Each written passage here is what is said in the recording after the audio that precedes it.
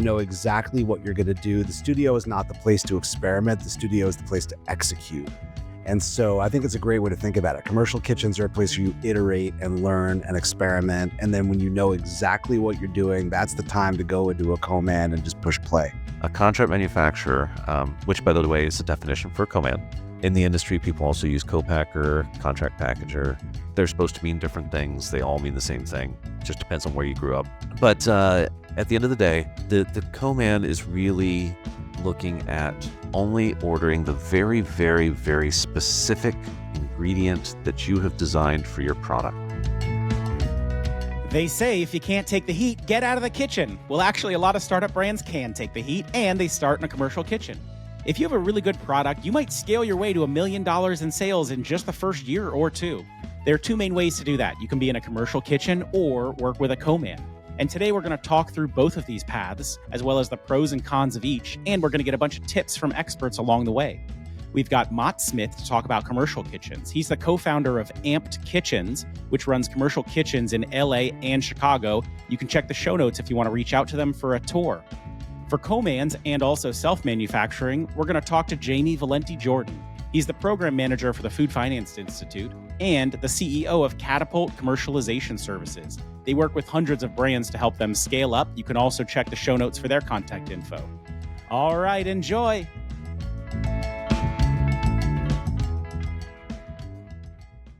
All right, let's just jump in here, guys. Mott, coming to you first. First of all, what do you do? And what is a commercial kitchen? Okay, so I am the co-founder and CEO of Amped Kitchens, and I think we might have been the first commercial kitchen of our kind in the country. We opened up back in 2015, and what we provide is large CPG forward commercial kitchen spaces that you could move into and start producing basically right away.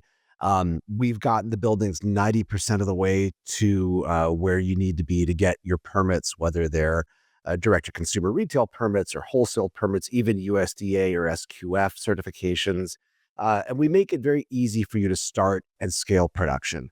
Most of our clients are people who are under $5 million a year. A lot of people are under $1 million a year. And our goal is to provide a platform where they can scale up to that level, where they can start making a decision about whether they want to self-manufacture or go to a co-man, because it's the best business decision for them as opposed to the only choice. So we like to provide people choices.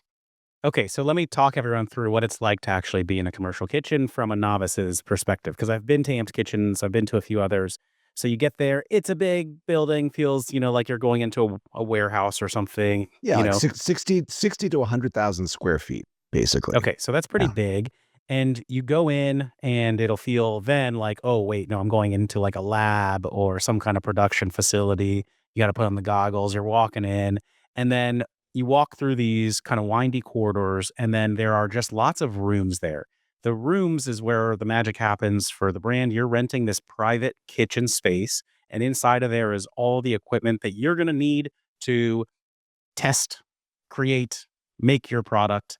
And then outside of the room, also there's a lot of infrastructure, right? Because there's a room where, hey, like, come and actually build your orders here. Come in here, you can pack everything up. Also, we have a room where we keep all of your ingredients, and if you need them cold, we can keep them cold as well. There's another place we can put the finished products. And then the other thing that I notice is just trucks coming in and out. So you can have pallets picked up, pallets taken out by distributors, scheduling pickups, all of that kind of stuff. Is that a good lay of the land for everybody? That is beautifully put. And just to add a little bit of color to it, there are commercial kitchens out there that are more ghost kitchens for food service, for restaurants without to go and delivery. There are commercial kitchens that are very catering focused, and usually those come equipped. So we do get phone calls from people who say, hey, what kind of steam ovens do you have? And we're like, well, yeah, we do have them, but that's not our thing. Really, what we provide is raw space that is fully infrastructured, where people can come and add their own custom manufacturing line, mini manufacturing line, basically, and produce whatever it is they're going to do. You also talked a lot about the storage, Daniel, and that's totally key. That when we ask people what's their favorite thing about Amped, usually the first thing they say is the people, The second thing they say is the community of other manufacturers that are in the building. And the third thing they say, almost without fail, is the fact that we have extensive amounts of palletized, cold, frozen, and dry storage, and we have a dock staff. So if you're getting a pallet full of, cheese from Switzerland that's arriving at 6 a.m. and has to be temp logged and all that stuff, you don't have to get out of bed or fly back from your sales call in Vegas. We'll do it and we'll log it and put it in storage for you. Okay, so one-stop shop, all of this early stage stuff. It sounds great. It sounds like a really fast-paced way to kinda get your business off the ground where you need to be changing things quickly and just kinda like, not having to email tons of people and find out if different things happened. And yes, actually, I think when I was at your space, I did see like one company that was probably doing a lot of catering type stuff, maybe some baked goods. But then there were a lot of brands from our community there, CPG brands, and they had often brought in a piece of equipment that they needed, some kind of a mixer or some kind of a specific sealer, and that was sitting in their room. The other thing I'll also say is there are different kinds of commercial kitchens. So your setup is really cool. There's also a co-working space, so you can have your team meetings in there and do your office work. And then there are others that are also even open where it's, not as much happening in your own dedicated room. Maybe it's a bigger shared space. So you're going to find different kinds of options, different kind of price points. You can go for a smaller room at first. You can get a bigger room later when you need it, right? So a lot of customizable options. Totally. Yeah. We've got everything from people paying us under $2,000 a month for a small space, pre-revenue companies, all the way up to probably a couple of $1 billion a year companies who are currently clients of Amped, who just are looking for kind of regional production capacity for fresh grab and go and stuff like that. So we serve the full spectrum of everybody. And I know you guys have had some big timers in and out of there at different points in their lives, right? I think Beyond Meat, maybe early days had been in there, and I think Fourth and Heart early days also. Yeah, yeah, both of them, and actually, I mean, Fourth and Heart was real early days. I mean, they came to us when they were just doing DTC and farmers market type sales, and they grew to become America's second largest ghee company while they were at Amped, which was really exciting. Taught me what ghee was and got me addicted, frankly. Beyond Meat came to us after they were already a public company when they came to us, but their idea, and this is actually something that Jamie and I have talked about, and I love this. When you outfit a manufacturing line, either at a co-man or your own large manufacturing facility, it's often a multi-million-dollar investment. And as we know, no product survives the journey from the bench top, as we say, from from the test kitchen or the lab to scale, to production at scale. No product survives that journey intact without a lot of iteration and a lot of change. And Beyond Meat, they were the first ones who taught me this. It was actually their product development engineer. It was a woman named Marion Barber, who's awesome. She explained that like they could do this sort of the traditional way, where they do the lab. They develop the product and the process in the lab, and then they design a manufacturing line, spend millions of dollars on it, and throw away hundreds and hundreds of thousands of dollars of product. Or they could come to a place like Amped and manufacture pilot runs that were actually the initial runs of the Beyond Burger for national sales. They were at every Whole Foods in the country coming out of our LA North location. They could do that, and maybe they'd lose a few $1,000s of product each week as they kind of tweaked it and tuned it, and they get real-time feedback from the retailers about what was working and what wasn't. And then when they make the multi-million-dollar investment in a manufacturing line, they've totally nailed what they're gonna do, and it's a much lower risk proposition. And I've lived that life because I worked in food tech and I saw just needing so much space to build out your own pilot plants basically and getting equipment that you only use once. I know Jamie's smiling because he and I lived this together actually at in the food tech world. And just gosh, I mean all of those food tech companies, I think those early days money was free, right? And you could just like it was just go, go, go, build. Like that would in and of itself probably increase your valuation. So there was a lot of that.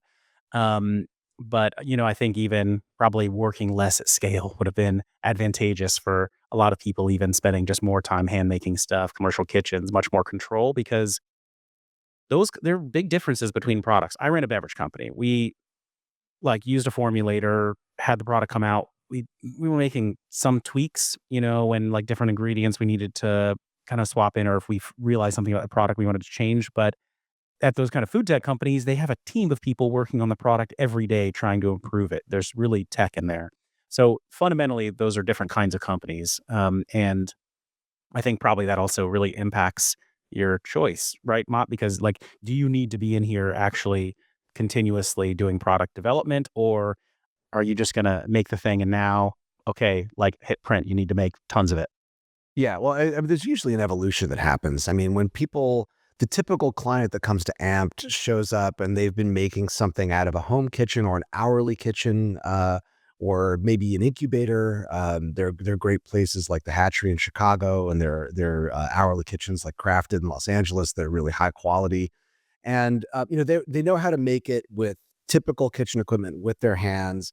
And when they come to us, it's usually just them or them and a partner, and they'll spend the first 90 to 120 days with us typically, um, just doing that. And then as their sales start to grow and the opportunity to scale starts to happen, they usually hit their first growth crisis, as we call it, where it's like, oh, I can't do this myself. I need to hire a kitchen manager, and I need to maybe get some different equipment that works a little bit more efficiently. I mean, yeah, I'm thinking about people who might have a very bespoke handmade product, like a breadstick, for example, which they would roll and stretch themselves, and they realize, oh, you know what, I really need to get a machine to do that, so I can start fulfilling those orders for the local supermarkets, and so that starts to happen in the first year that they're with us. You'll often see them go from a completely manual process to a partially automated process. You'll see them go from one or two people, usually the founder and co-founder, to a small kitchen staff, 3 or 4 people, and that's kind of that's the first bump of evolution that we typically see. Okay, so Mott, let's say standard kind of process for a brand that wants to get out into the market is first they gotta figure out their product, right? So they're gonna be working on it. They could come with the idea, or they could be working that out in a kitchen, at a commercial kitchen. And then they need to figure out, as they're like getting certifications or whatever, how they're gonna source everything that they need to make that product at more scale, right? So the kind of ingredient suppliers they can have, the packaging suppliers, then they start actually making the thing as they start selling it, right? So then starting to churn those things out, make the product, put the product in the packaging, start actually fulfilling orders that hopefully orders are coming in. And as you're making those products, also you need to be doing QA testing, making sure everything is working out well. And then, over time, just continually improving the product, making sure you're making it to spec and that it's good and trying to make it better as well. If those are kind of the basic steps, what do you think about making something in a commercial kitchen versus other options in terms of like, hey, your cost doing all that stuff, how quickly you can kind of get out to market through all of those steps, how much can it scale? All of your thoughts, basically. Okay, wow, I've got so many thoughts about that. I mean, the first one is being in the CPG business is just like any other creative enterprise. It's like you're in a band, you're on a sports team, anything that requires kind of you to really excel at something. And if you and I know, Daniel, you and I are both musicians, so we can talk this language. But like if you're a musician and you want to make it big, you don't go to some little town in the middle of the Arctic. Like you go to LA, you go to Nashville, you go to Chicago, you go to New York, you go to a big city, and you immediately try to hang out with musicians who are like the best possible musicians you can learn by osmosis from them. And that's one thing that I see all the time at a place like Amped is people come in, and just by watching the successful brands around them do what they do, they just pick up little tips and tricks that are obvious to the successful guys, but maybe not as obvious to newbies. And a really clear example of this is we had somebody who was making a product that used jam that was made by a third party as an ingredient. And I remember walking into the dry storage area with a commercialization expert who looked and saw pallets and pallets of Knott's Berry jam, like little 12-ounce jars of it. And they're like, I have a suggestion for those guys. They should be buying it by the barrel because it's like a fraction of the cost, it's a fraction of the effort. And like that was revolutionary for them. And just being in this place where somebody is going to see them doing something that maybe they could do a lot better, really low hanging fruit for running a more efficient business. Like that happens all the time. People are learning from each other like that. Um, you talked about, kind of how, I mean, there's so many aspects to your question. There's like, how much money do you need? How much time do you need? What should you be planning on?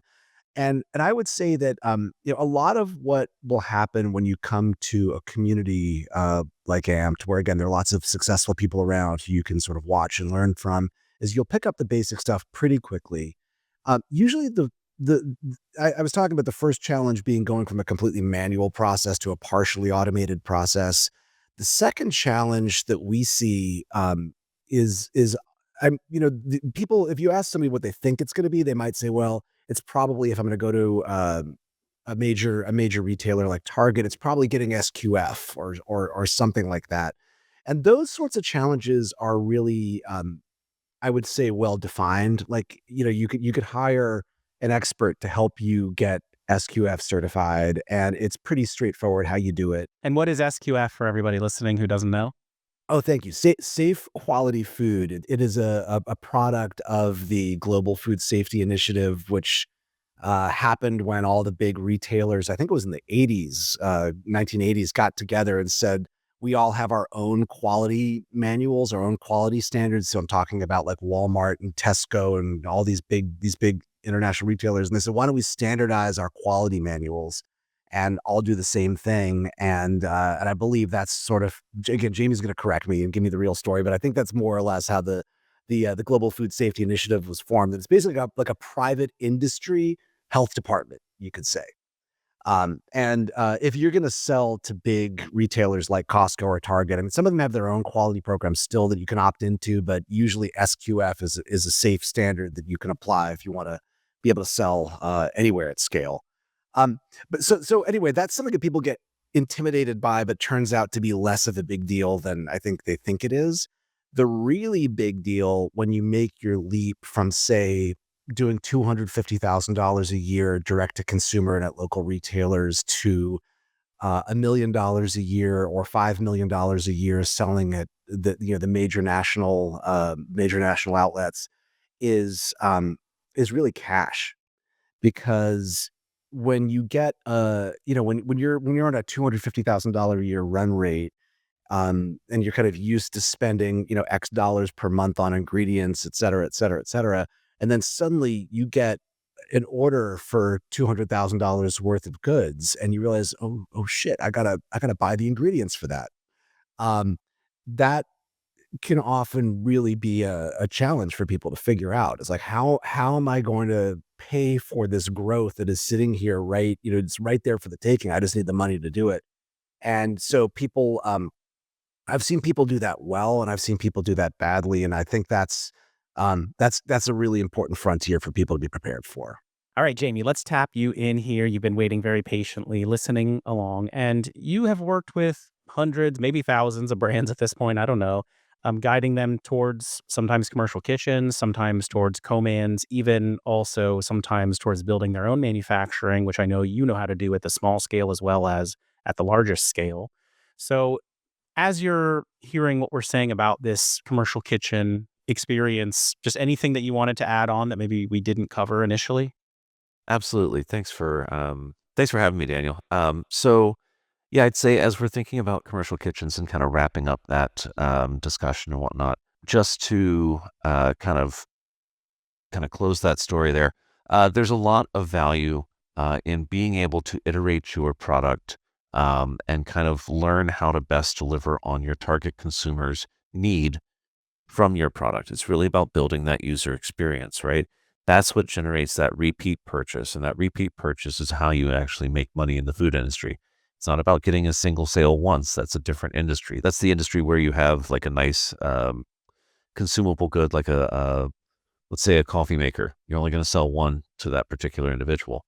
But with the food industry, where you're trying to sell the coffee over and over and over again, you have to deliver on that consumer experience, which means you have to have it dialed in. The best way to do that is when you are hands-on with the product and can make rapid changes. Let's carry through our musician analogy, right? So we have two different types of musicians out there, and obviously this is not exhaustive, and the analogy breaks down real fast. So don't go with me too far on this, but you've got the kind of the garage band, the jam band, right? That's just kind of exploring what their sound's going to be, how to work together, and things like that. That's a commercial kitchen, right? You're really doing the heavy lifting on developing who you're going to be. And then you've got those that then transition to a recording studio, and you lock down your sound and you print and you press, right? You're going, quote, making it legit. You're going to go for scale. You're going to go for money. Becomes harder to change later, right? Not impossible, but it just takes a lot more work to do that. And so that's where I think, the co-man kind of steps in and um, provides that kind of continuous growth and scalability out of that. We'll be right back. You know, it can be a big pain. Inventory management. Keeping tabs on all your ingredients, how much product you have across warehouses and co-mans, your retail and e-com orders, and tying all of that together. When your Excel spreadsheet breaks, wipe your tears away and call our partners at Sin7 Core, the most commonly recommended inventory management software from our community. You can track everything in real time in one place. Sin7 Core also integrates with all the major tools that we all use, like QuickBooks, Shopify, Amazon. The most common thing I hear from brands in our community who use them is that they wish they had gotten started sooner. So if you're thinking now might be the time, it probably is.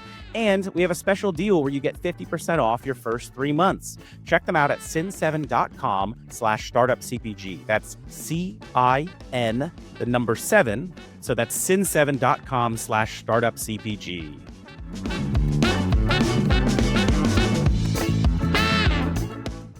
I like that analogy a lot. I can tell Mott does also. And I was just thinking, when I recorded my album, there were a lot of, I was a novice musician, honestly, when I started. And let's say I had a garage band, whatever, we were playing shows, honing the songs that were original songs, and then eventually went to go record them in a studio. And it was a huge learning process for me. And then by the time we were finishing, I was like, wait, I got one more song in me. It just came to me. And I pretty much just wrote it in a day and then went right in the studio and did it. And it actually worked out great. We were able to record it live. The other ones had just taken much more time recording every instrument on its own. But I needed that because I really was just figuring it out. And by the time we got to the last song, I kind of knew what was going on. I had practiced a lot in that time. A year had gone by actually between the beginning and end. And so I think for that analogy, it also still kind of works. Like, if you really need to figure it out, Commercial Kitchen is where you can have the time to be doing that. But also, if you're just coming and you're like, this is what we need to do, I know what I'm doing. I'm very confident. This is what the product is. Hit print. You might be jumping into the studio or co-man or your own facility pretty quickly. Did I get that right? Yeah, I think that works pretty well. Mott, you think so? Yeah, I love it. I mean, I would add that, there have been some hugely successful albums that have been recorded in people's living rooms using GarageBand. And sometimes the studio is the only option. And studios are so freaking expensive that the time to go to the studio is when you've rehearsed, you're going to get it in 1 or 2 takes. You know exactly what you're going to do. The studio is not the place to experiment. The studio is the place to execute. And so I think it's a great way to think about it. Commercial kitchens are a place where you iterate and learn and experiment. And then when you know exactly what you're doing, that's the time to go into a co-man and just push play. Absolutely. Like, for example, if you're developing new flavors, things like that, and you need to test, we're going to make 100 of these and go test them and see what kind of feedback we get.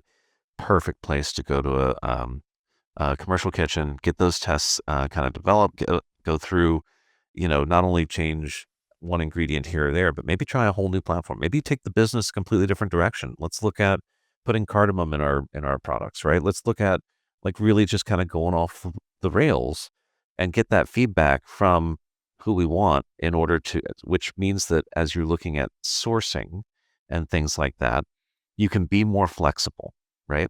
So now I'm going to pivot kind of some of these things to how a co-man's different than that. A contract manufacturer, which by the way is a definition for a co-man, In the industry, people also use co-packer, contract packager. Um, they're supposed to mean different things. They all mean the same thing. Just depends on where you grew up. Um, but at the end of the day, um, the co-man is really looking at only ordering the very, very, very specific ingredient that you have designed for your product. They want to maintain your quality, and the only way that they know how to do that is through specifications, meaning you've told them nothing else on the planet works except for this one ingredient. Now, they may have a similar ingredient. They'll ask you, hey, does this work too? Cool, you can go check it out. They're not going to substitute it in without your permission, right? You're going to put in your specifications, only use this one ingredient, unless you find out the other one works, in which case, use whichever one you like. They both work. They work perfectly well. They swap out one for one, no big deal. The co-man is not just going to use whatever they're already using. What they're going to do is they're going to look at the ongoing pricing, because the pricing for individual items on the large scale market changes over time. Also, there's occasionally shortages or recalls or bad crops or suppliers that they freeze, like in Texas, and they can't get any of their product moved out, right? Tariffs, for example. Yeah. Or whatever, right? Or there's floods and something happens, right? What you do is you give them the flexibility to adjust to the ingredients that you have already given them permission to work with. And that allows them to give you the best consistency in your product at the most consistent cost. They don't have to yank you all over everywhere following a floating market on individual ingredients. Okay, so Jamie, let me ask you some questions here to get your overall guidance you would give to brands who are coming to you with this question. We're trying to figure out, like, hey, you're trying to make your first million in sales here. A brand comes to you, Jamie, you know all about this stuff. How should I be making the product? What are the kind of questions you're going to ask them initially to figure out, hey, is the best route for you commercial kitchen or co-man, let's say for simplicity? Sure. Do you make your product yourself now? Or do you have your mom do it? Right? Um, if you have your mom do it, then you probably don't you don't know how to work your product necessarily on the benchtop every day, all day, which is what you're going to have to do in a commercial kitchen, right? Um, you probably should know your product, but let's say you need to learn your product or whatnot. Commercial kitchen's the route to go for sure. Um, Next question I'm going to ask: do you have a formula that uses industrial ingredients? If not, you're rapidly going to have to change your product anyway, right? So what we're talking about now is that rapid product development we were just saying is ideal for a commercial kitchen. You need to go do that using industrial ingredients.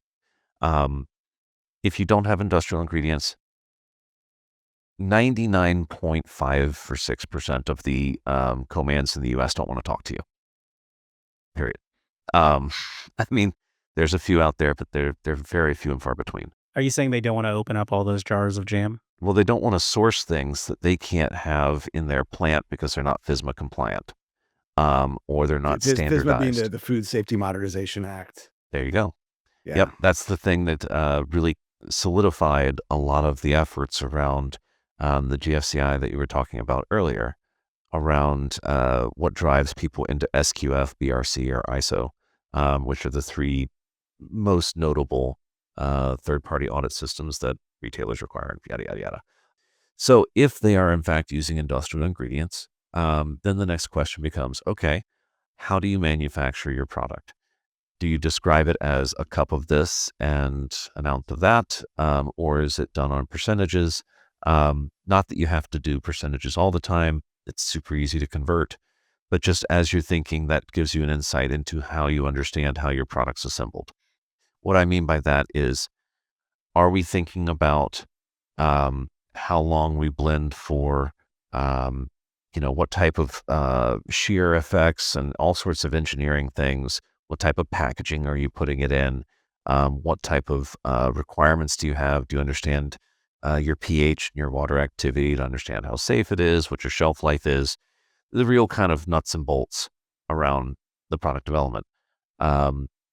If a lot of those are pretty well specified, they don't all have to be fully specified, but if most of them are pretty well dialed in, then we can find a contract manufacturer that operates in that space.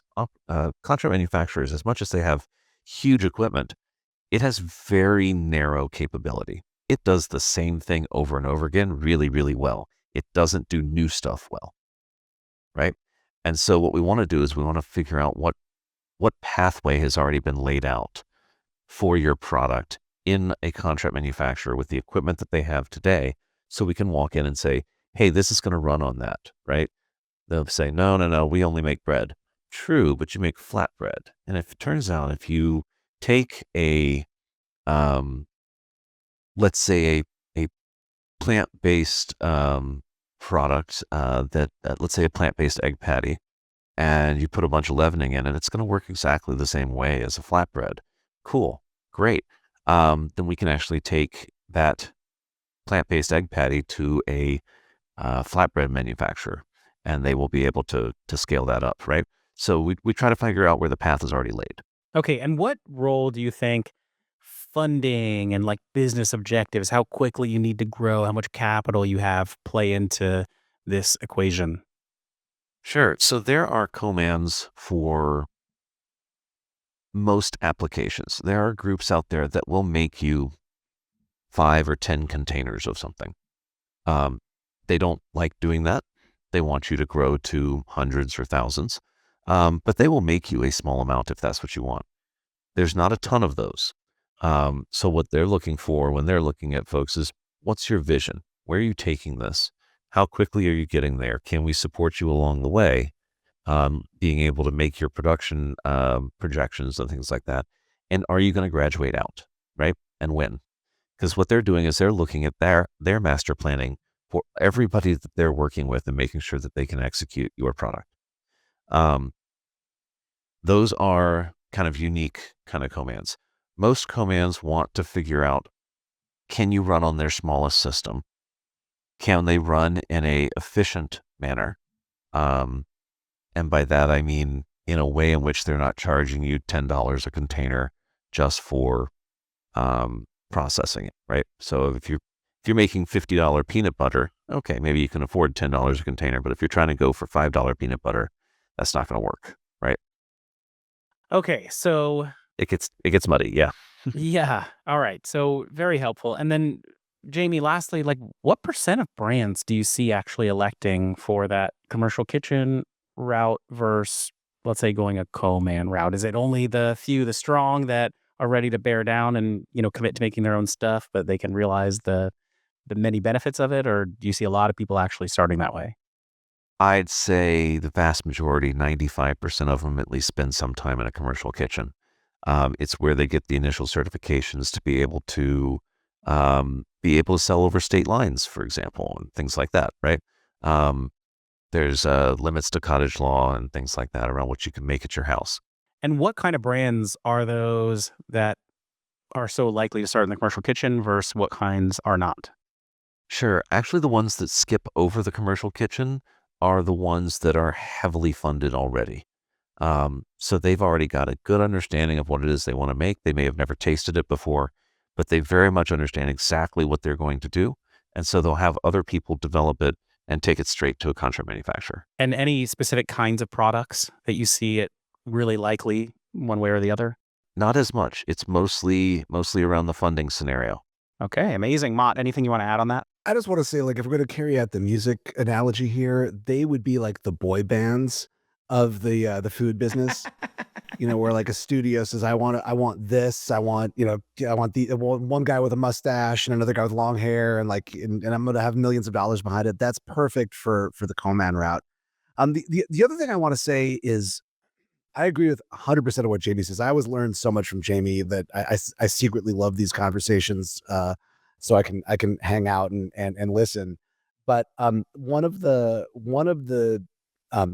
it's interesting because I think about this from a slightly different frame, which is almost entirely about revenue and sources of capital.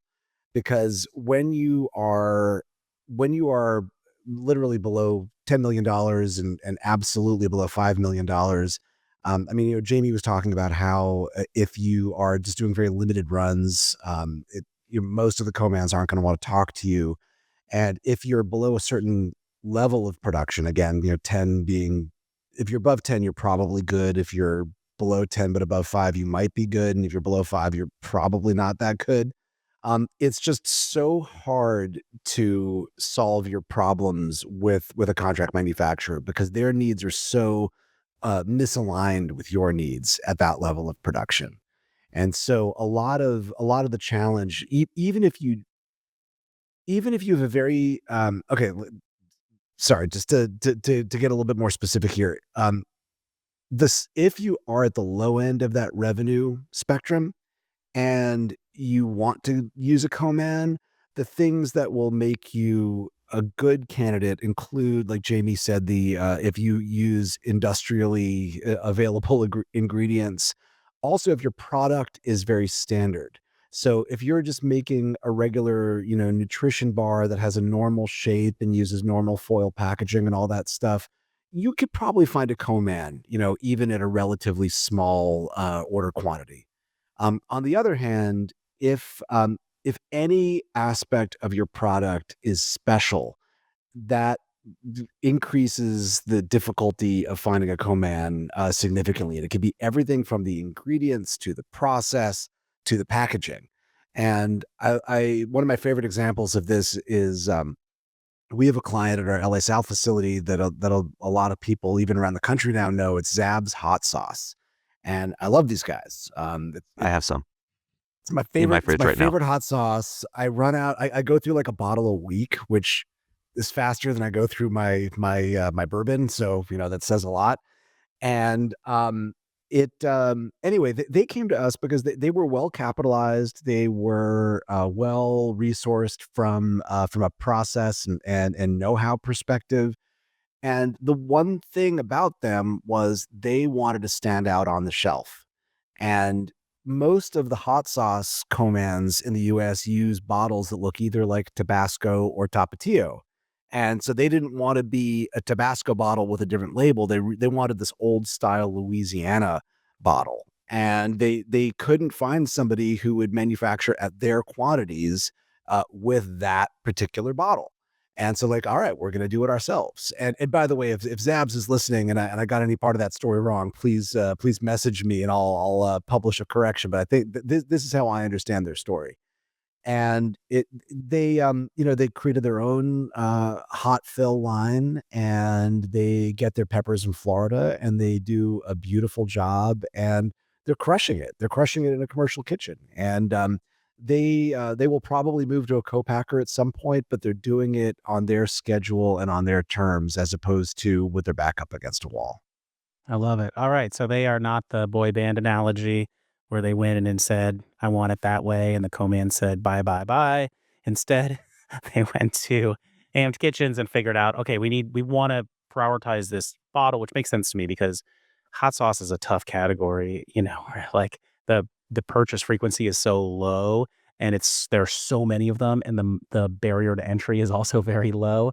So I like how they just figured out a solution to be differentiated on market. Jamie, you want to add something? Yeah, yeah. So I think as Mott's kind of glazing over a lot of different things there around contract manufacturers and how they work differently. And I think it's not so much that the needs aren't aligned; it's that the business models are functionally different. So with a branded product that you're having a contract manufacturer make for you, your product. Your goal is really to own the whole process and convert your inventory to cash. Their whole process is to convert your cash into inventory. Oversimplification, absolutely. But they have to convert it to inventory that's sellable and things like that. But the way that they conceptualize the world is usually around the paying of individuals, right? So they have to, at the end of the day, they have to pay the people working on the line. So the easiest way to build out paying somebody is to have them work on one product for an entire shift. So what they're looking at is a total shift cost investment. What I mean by that is if they have to stop and clean everything out in order to cut over flavors, that's going to hurt their productivity. They still have to pay those people for that cleanup. But if you're trying to run 4 different flavors in a shift, you're going to make 15 minutes of one thing and then stop for an hour or 2 hours to clean everything up and then run for another 15 minutes and then stop. That's incredibly inefficient. And so that person's cost for that day gets added to what you pay. Now, when you divide it by a lot less numbers of product, well, now that cost is astronomical. And that's why running low volumes for contract manufacturers is difficult, because they have these costs. They have to pay their people no matter what, right? Regardless of how much product that they make. So what they're trying to do is they're trying to pass that cost along, because you're going to pay their people, but you only have to pay them for that day rather than paying them for every day. If you have a commercial kitchen or you're running it yourself, you are paying those people every single day for running. Now, a co-man can run 100 times faster than you can run in a commercial kitchen. That's by design. That way you can only pay for 1/100th of that person's time over those 100 days instead of all 100 days worth of time. When you divide all of that out, you can see how a business model that's focused on the investment of a shift, the depreciation of their equipment over the course of each shift that it runs, in fact, is how they run their business model, right?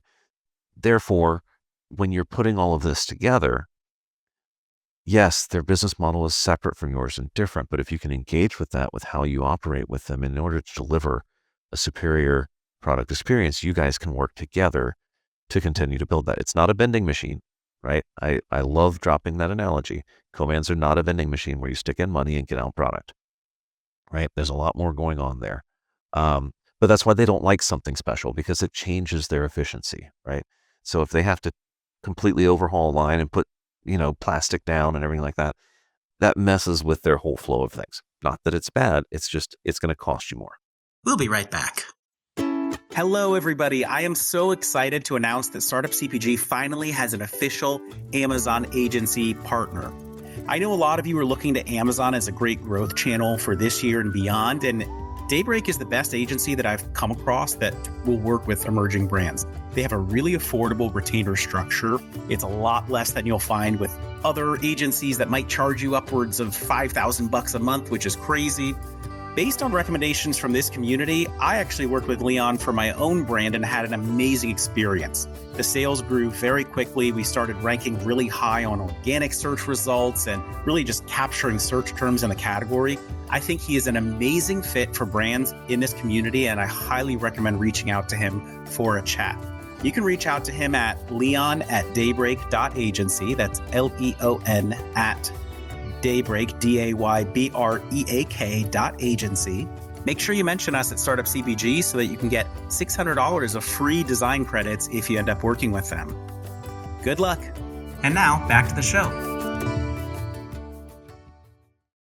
Yeah. I like that analogy. I also like to put it into perspective for people. It's not like co-mans, you are not like a dime a dozen to them. They do want to just like, hey, we want something that works with our equipment. We want to make the crap out of this thing. Like just, hey, let's hit go, big volumes because we make money off the margin off every product, running efficiently, all that stuff. But also, it's not like they're onboarding so many different brands that you're just a number to them. Like there are some co-mans, right, that may only be working with, I don't know, like 5 or 10 clients at a time, Jamie, right? Where like they like they want to onboard the right brands. They want, good partners who they'll take them when they're small if they believe in them, but they want to grow with you. They have capacity limitations for their people and their business, how many times they can change things over. But yeah, they want to be running the line with the right kind of products, and they will care a lot about your product. Absolutely. And by the time you factor in how much time they put into getting the products to run on the line the way that they're supposed to, with ordering the ingredients, setting up the vendors, getting all the trucks in, everything like that, and you amortize that over the cost of the relationship and things like that, they are usually losing money year one on you. It is a net loss from the amount of time that they have to pay their people to onboard you. They only really make money in most cases in year two, different points in year two, but it's usually not until year two and you hitting um, your goals and your inventory levels and things like that, like your production levels. That's the only time that they start to make money. So they really want a multi-year relationship, but that's why they put a 2-year commitment on most contracts, is that they want the ability to make money over the life of the relationship. This is like when you get the free or discounted cell phone at the beginning of your cell phone contract, and they want you to stay with them for 2-3 years, so it's actually worth it at the end for the phone company. I guess probably the difference is like you're also not making money probably at that stage. Or like a startup. You've got some overhead on the business and you're not making a lot of margin. The product's expensive because you're at low scale. So I kind of like thinking about like you're both kind of in it together at that point. So Mott, as you're on that path to making a million, you're in a commercial kitchen, you're starting to go from some units to pallets to trucks, you're really starting to turn out orders. What's going to start stress testing your model? What's going to break as you start to scale your production in the commercial kitchen? Where are the pain points really going to be as you start to scale exponentially? Yeah, I mean, it's gonna be a lot of the same stuff as if you were in a co-man, although, you're gonna be dealing with these things more directly yourself when you're in a commercial kitchen. I mean, supply chain is obviously huge. If, again, like Jamie was talking about industrial ingredients, if you, there's gonna be a point where it's not gonna make sense to be opening 12-ounce jams of jars, to do your stuff, and so you're gonna have to think, "Okay, now I'm buying by the barrel, now I'm buying a different maybe even from different sources. Maybe I'm no longer buying from a Cisco, and I'm now buying from, more industrial, ingredient suppliers." The second thing is gonna be staffing, because the more you are selling, the more you are selling. And the more you're out there in the world, meeting with meeting with the markets and meeting with the people who are ultimately going to be your channel to consumers, and somebody has to be back in the kitchen running things, and so staffing up is going to be the next thing. You people will often hit a wall with their packaging where the stuff doesn't stack. And so you can't do pallets with the stuff that you were selling DTC in bags. And so now you got to think about that a little bit differently. And again, you're also going to hit a wall with your quality assurance. Whereas you again scale to bigger and bigger retailers, they're going to be more thinking about, like, again, SQF, BCF, ISO, like JD was talking about, and you're going to have to get various quality certifications. Um, if you're selling a meat product that you've been doing DTC, you're going to have to get USDA once you start going wholesale, and that's something we can accommodate. We have USDA offices at our buildings, but not everybody does. And then finally, probably the most unexpected thing for a lot of our clients is that cash. It's being able to pay for the ingredients to turn it into the inventory. I love that way of thinking about it, Jamie, where you're turning cash into inventory and then back into cash again when you sell it, and getting that initial wad of cash to create that inventory is often a challenge. And I was just talking to one of our clients, Compi Foods, Isaac Maderos. They're one of the fastest growing brands at Amped. I can't believe how they've scaled up so quickly. I mean, they started off in just a normal single space, and within a year they moved into probably our largest space at the building. And I asked Isaac what his advice is, and he said, if you think you need to raise 1 million, raise two. Whatever you think you need, basically double it. And that's true whether you're in a commercial kitchen or a co-manufacturer. To be honest, it's the same problem. Okay, cool. So, and then Jamie, same question to you just on this Coleman side. I mean, like for me, when I go to a big co-man and I see the line spinning so fast, I'm like, gosh, if one thing is going wrong here, you got a lot of stuff going wrong. So as you scale and you're getting to your first million in sales, starting to run faster line times, like take out more products, sit on more inventory. What's the stuff that you can see really go wrong, or the biggest pain points? I think, especially in the quest for the first million, is I think people don't do enough financial planning to know that the first million is probably not enough to actually start paying yourself a salary for all the hours you're putting in. And I mean that in the nicest possible way, but let's do the math real quick. You do $1 million in sales. Let's say optimistically you have a 25% gross margin on that. That's $250,000. Now, who you are selling it to, there's a cost of sales, right? Whether that's free fills or that's paying for downstream distribution, or that's just SG&A with website and everything else. Get everything all set up, generating marketing materials, going to Expo West, right? It takes chunks out of that. You're probably paying yourself at best minimum wage. Minimum wage off of $1 million in sales per year, right?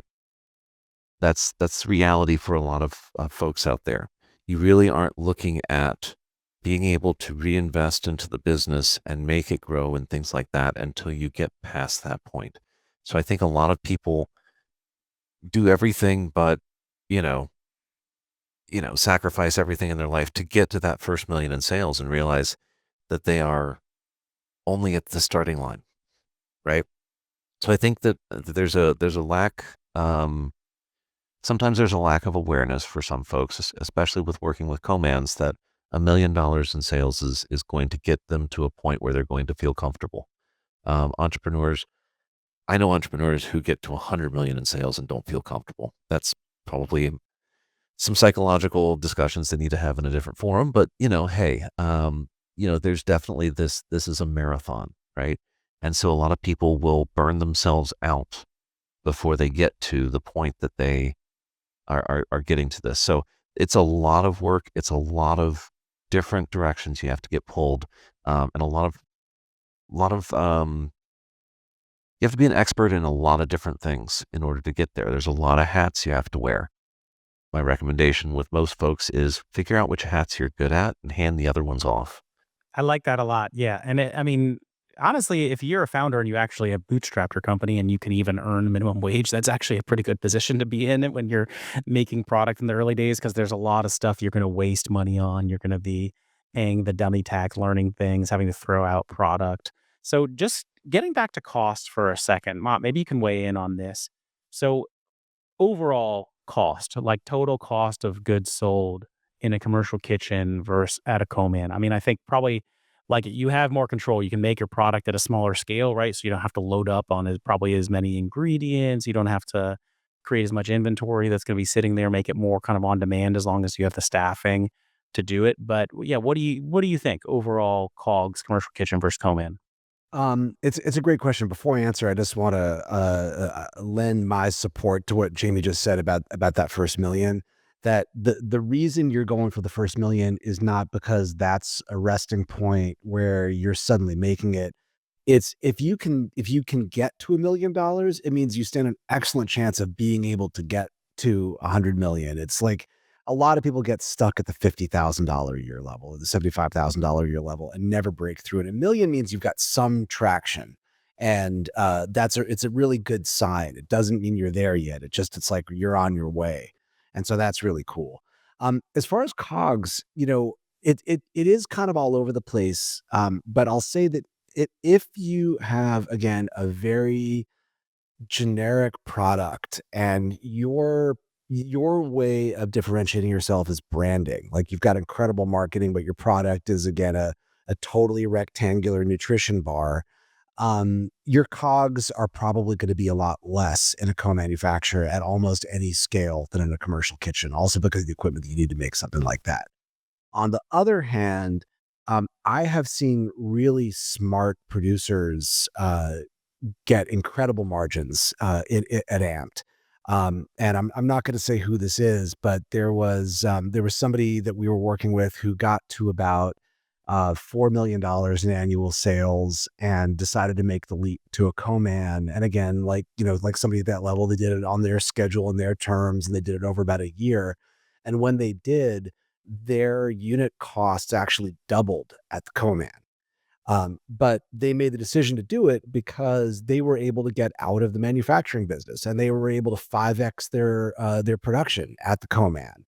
And for them, even at those thinner margins, that additional volume and just being able to be in a good headspace and not be freaking out about running your own kitchen was well worth it for them. And so they did it. And so it really depends on your product. It depends on your resourcefulness, et cetera. I'll also say that we have many clients at Amped who are kind of co-man refugees, who went to a co-man probably a little bit too early and didn't work out for them, and they came back because they were able to increase their margins by self-manufacturing. Um, and it goes both ways. I mean, going a little bit off topic for a second, Brett Parada from Chubby Snacks, who I know has been on your podcast before. We love him and we love Chubby. He talks about how by self manufacturing he gained a particular, like, he learned how to work with the ingredients in a way that his co-man that he ultimately went to didn't. And his co-man had a I think it was a jam in a jam machine and didn't know how to handle it. And Brett, because he had been self-manufacturing this stuff, knew exactly what to do to get the stuff unstuck and get it to work. So anyway, long answer to a good question. So, yeah, I mean, I think honestly, my dream for everybody who's doing this out of passion is to like not have to raise so much money, which like when I came out to California, Silicon Valley, that's just what you did. Like, hey, go and do your business in SF so you can get access to all those VCs, raise that big money, go for it, become a trillionaire. And I mean, I don't know, being on the other end of it, you always hear from people like, "Hey, it's cooler not to raise money." I really understand it now, having lived through that and just seeing the entrepreneurs who go through this business. Raising money does not mean you have made it. It may just be the beginning of a long, painful journey for you where you're just, living your life accountable to a lot of people and a lot of expectations. And I don't I just I really wish for everybody to find a way to do this business efficiently, even if it's gonna be more slowly and just, trying to get things right. I think from a personal standpoint, for me, that's a much better fit, and I believe in all that, but I also can tell you candidly, I'm not the kind of person who's gonna wanna be in a kitchen. I just know that about myself. I don't cook even. I don't, like, get a lot of pleasure from it, and when I mean, one of the amazing brands from our community, Nowhere Bakery, they do make their own products in their own commercial kitchen, and I'm like, "Hey, Mauricio, like, do you wanna come to this event?" He's like, "Man, I'm in the kitchen. We have a lot of orders coming in, and I gotta run the team in there." I'm like, "Yeah, okay." That is amazing that they have this super strength where they can do this. And probably it's not the investment I personally would make, but I do think it is the right choice for a lot of founders. And yeah, I don't know, like you really do need, yeah, you need to think about where do you want to spend your time? And do you want to be in there perfecting your product, really being careful at the margin? Or do you want to maybe like, okay, I need to like pay out a little bit more money and take on more risk, but get someone else to make this? I think you guys are really covering the right framework to think through this and figure out what does the product call for? What does your business strategy call for? You need to have a financial model and really understand how the whole thing is going to work and come together. And what's the right thing in the early stages and what is the right thing as you start to scale. And just, yeah, overall, what is your ambition and your goal? So I think as we wrap up here, maybe I'll just come to each of you guys for some final thoughts. Maybe Jamie, I'll start with you. Anything you want to add that maybe we didn't cover? Yeah, I think at the end of the day, we are here on this podcast. You're listening to us because we are hoping that we will tell you one thing or the other. The answer really is based on each individual's experiences, skills, and passions, really decides the question of when to change your production model from one thing to another, um, and where that tipping point is. It's different from every person. It's different for every brand. I get asked all the time, should I go this way or that way? Well, let me learn a little bit more about you. Do you like doing these things? If not, then no, absolutely do not go down that path for as long as you can, right? Um, Everybody's answer is different. You have to answer that for yourself. There are people like the three of us who are happy to chat with you anytime to help you find that right answer for you. And yes, my information will be all over everything because it always is. But always feel free to reach out. You're not alone in this, and you don't have to make this decision off of three talking heads on a podcast. All right, very well put, Jamie. And that really is from, someone who has just tons of experience. And I think one of the things I appreciate the most about Jamie is you aren't going to ask him a question and just get immediate, this is what you should do. He really understands that there just is a lot of inquiry that's going to be necessary to understand because like the recommendation is so unique to the business and the individual. And so if you do come across people who just tell you how things should be and what the right way is, like run the other way. Go find the people who actually are like, well, let's figure this out. Let's ask some questions. I don't know the answer immediately. Let's get there together. So thank you, Jamie. Mott, coming to you for last thoughts here. Yeah, and I love the "it's complicated" answer because that's almost always correct. Um, yeah, and I second what Jamie said. Like, always reach out. We're happy to share our experience. And one of my favorite things to do is we have so many people in the community that have been on both sides of this that I like to just put people together with others who've been down that path and who could share their experience. And again, that's not giving you a prescriptive, you must do this answer. It's more just here's how it went for me, and learn what you can from it. What I'm taking away, if I were going to kind of summarize this conversation, which I really appreciate, Daniel, love what you're doing. I love how you create this forum. Um, is when you're at that iteration stage, when you don't yet know exactly what you're doing or what direction you're going in. Commercial kitchens are probably the only real option for you. And as you learn more and as you nail your product and your process more, you've got that choice to make. And I will say that the people that we see getting the most success out of it, and that's success defined broadly. It's success meaning either it is hitting their goals. If their goal is to get to $100 million in 2 years, or if their goal is to be at $500,000 but have a good lifestyle and make enough money that they're happy. Whatever their goal is, thinking through in particular the financial aspects of this is something that when somebody comes to us and we see that they've actually thought through their kind of business plan that includes their life, those people are more likely to be successful in our experience.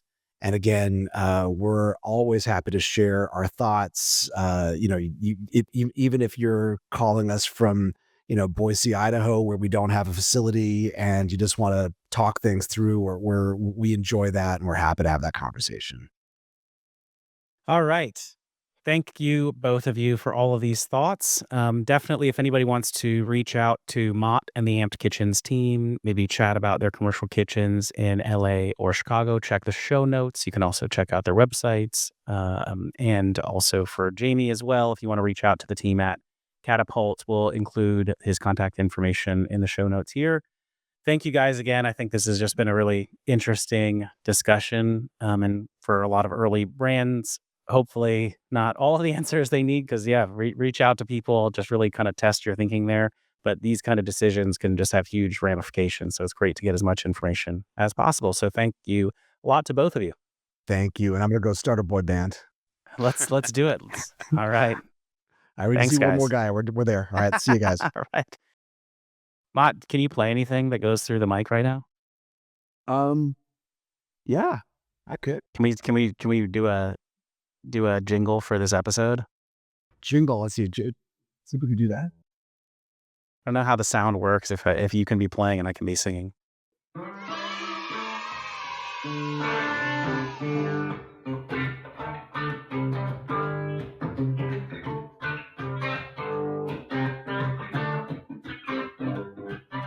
Yeah, gonna make some product, gonna make it right. I'm gonna be in the kitchen all day and night. Gonna make it right.